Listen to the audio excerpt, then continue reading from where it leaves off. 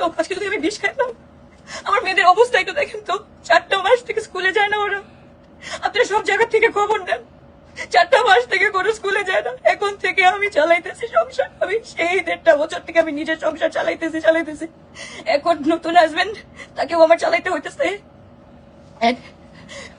তুমি বলো ভাবি, কি হচ্ছে? বাবা মার সাথে কি করে তুমি বলো? সত্যি বলছো। বাবা মায়ের সাথে অনেক ঝগড়া করে বিয়ে করার পর। আচ্ছা আমি ছোট্ট একটা কথা বলি। আমি হচ্ছে আলভিয়ার ভাবি। একটা বাবা কেমন হইতে পারে আপনারা চিন্তা করেন। নরমালি আমাদের বাচ্চা জ্বর হইলেও কিন্তু আমরা ডক্টরের কাছে নিয়ে যাই। আজকে 4টা মাস থেকে বাচ্চার পায়ের অবস্থাটা একটু দেখেন। দেখে মা একটু দাঁড়াও তো।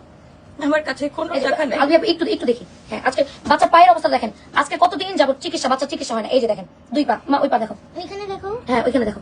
দেখেন কি অবস্থা বাচ্চার পায়ের অবস্থাটা একটু দেখেন। এখন আপনারাই বিচার করেন যে আমরা কি করবো। আলভিয়া কি পাগল? আপনারাই বলেন। এখন আমি আমার ফুল ফ্যামিলির এগেইনস্টে বিয়ে করছি। এই বিয়েতে কেউ রাজি ছিল না। আমার ফ্যামিলির সাথে আমার সবকিছু কাট আউট হয়ে গেছে। আমি আমার ফ্যামিলিকে মুখ দেখাইতে পারি না, আমি কাউকে বলতে পারি না। আমার যারা কাছে আছে তারা সবাই জানে। আমার বিয়ের 4 দিন পর থেকে আমি নির্যাতিত। আমি কাউকে বলতে পারি না। লাস্টলি 1টা মাস ধরে আমার বাচ্চারা এই বাসায়, আমার বাচ্চারা ওই বাসায় যেতে পারে না। আমার বাচ্চারা যায় না ওই বাসায় আমি একা ছিলাম। আজকে আমাকে বের করে দেওয়া হয়েছে ওই বাসা থেকে। তাদের মূল মোটোটা ছিল তারা আমার থেকে কেসগুলো উইথড্র করে সবকিছু অস্তাবস্তাবর যা আছে সব নিয়ে নেওয়ার সব করছে। আমার লোন তারা বলছে দেখেন, আজকে আমি টাকা দিতে পারি না দেখে আজকে আমাকে বিদায় বের করছে। আমি কোত্থেকে টাকা দিব? আমি তো বিয়ের পর থেকে আমি তো কোনো কাজই করি না। যাও কালকে কাজ করছি, কালকে যদি আমি লাইভ করি আজকে আমি কোথা থেকে টাকা পাবো? আজকে আমার সবগুলো আউটলেট আমার শেষ করে দিল।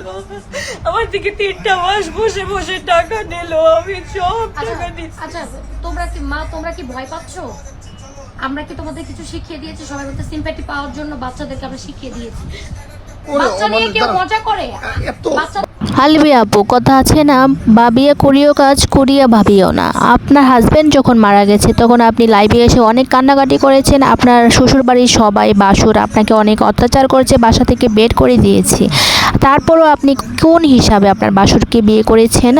আপনার বাসুর যে কেমন এটা আপনার আগে জানা দরকার ছিল। আপনার 2টা বাচ্চার কথা চিন্তা করে আপনি আপনার বাসুরকে না বিয়ে করেই পারতেন। আপনি নিজের পায়ে দাঁড়াতে পারতেন, টাকা ইনকাম করতে পারতেন, ছেলে মেয়েদের মানুষ করতে পারতেন। আপনি সেটা না করে আপনার বাসুরকে বিয়ে করেছেন। আর এখন বলছেন আপনার বাসুর আপনাকে অনেক অত্যাচার করছে, আপনার সবগুলা টাকা মেয়েরে নিয়ে গেছে, আর আপনার 2টা মেয়েকে কোনো পড়াশোনা খরচ দিচ্ছে না, তাদের কোনো চিকিৎসা করছে না। এখন বলেন আমরা কোনটা বিশ্বাস করব? আপনার কোন কথাটা বিশ্বাস করব?